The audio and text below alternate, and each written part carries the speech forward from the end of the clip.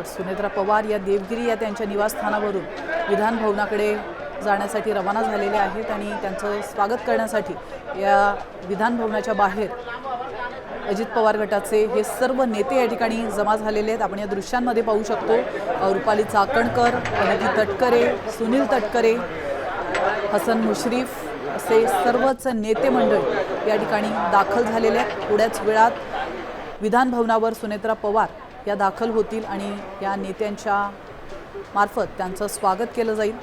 त्यानंतर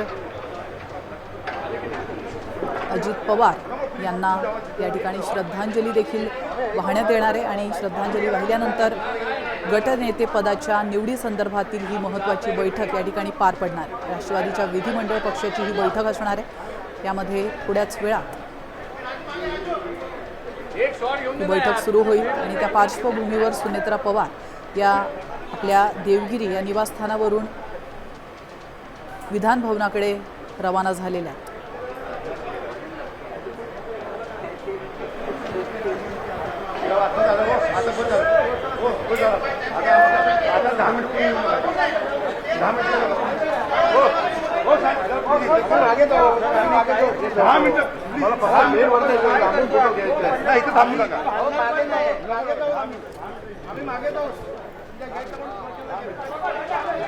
तर राष्ट्रवादीच्या विधिमंडळ पक्षाची महत्त्वाची बैठक आज होते। गटनेते पदाची निवड या ठिकाणी केली जाणार आहे। सुनेत्रा पवार यांची या गटनेतेपदी वर्णी लागते, तर अजित पवार यांच्या राजकीय वारसदार म्हणून सुनेत्रा पवार या उपमुख्यमंत्रीपदी आज विराजमान होणार आहे।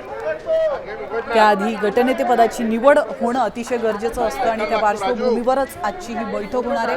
थोड्याच वेळात अगदी 10 ते 15 मिनिटात ही बैठक होईल आणि या बैठकीमध्ये गटनेते पदाचा प्रस्ताव मांडला जाईल।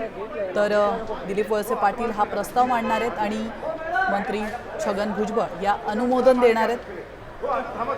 त्यानंतर ऑफिशियली सुनेत्रा पवार या गटनेतेपदी राष्ट्रवादी अजित पवार गटाच्या विराजमान होते।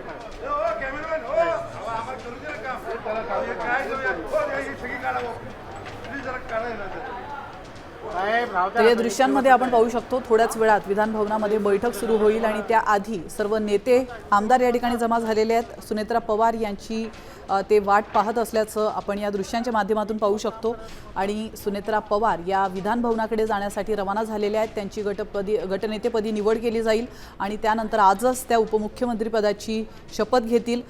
दरम्यान आजच्या या उपमुख्यमंत्री पदाच्या शपथ संदर्भात अनेक चर्चांना उधाण देखील आलेलं आहे, कारण 3 दिवसांपूर्वीच अजित पवार यांचं दुःखद निधन झालेलं आहे।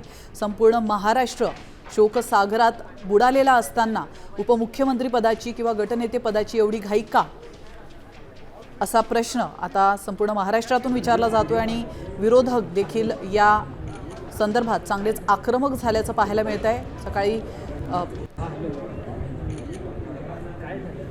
संजय राऊत यांनी देखील प्रतिक्रिया देताना महत्त्वाचा प्रश्न उपस्थित केला होता। तर यावेळी त्यांनी भाजपवरती सडकून टीका देखील केली होती। त्या संदर्भात भाजपकडून अजून अधिकृत कुठलीही प्रतिक्रिया त्या वक्तव्यासंदर्भात समोर आलेली नाही आहे। मात्र भाजपच्या या प्रतिक्रियेकडे देखील आपलं लक्ष असणार आहे। संजय राऊत किंवा इतर विरोधकांनी केलेली ही टीका नेमकं भाजप आता कशा पद्धतीने टोलवून लावतं हे पाहणं देखील तितकंच महत्त्वाचं असणार आहे। दरम्यान आत्ताची ही महत्त्वाची दृश्य, एक्सक्लुझिव्ह दृश्य विधान भवनाबाहेरची